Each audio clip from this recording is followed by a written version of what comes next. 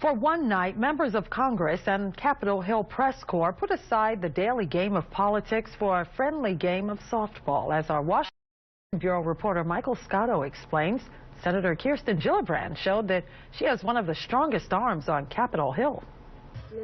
With their game faces on, they arrived early to stretch and to warm up their arms. On Wednesday night, a bipartisan group of female congressional members squared off against the Washington Press Corps, otherwise known as the Bad News Babes. Beat the press, beat cancer! After some last-minute pep talks To two, Kelly, to two! And group photos, they hit the field.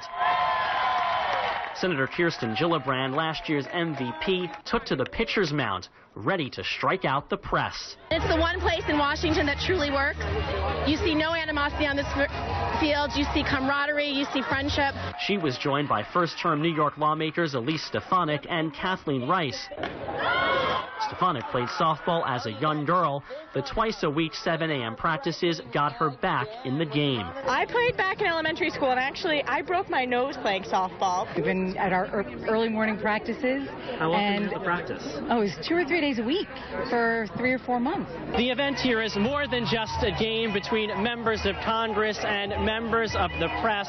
It's also a fundraiser for the Young Survival Coalition, a group that helps young women fighting breast cancer. There she goes! ESPN journalist and breast cancer survivor Shelley Smith threw out the first pitch.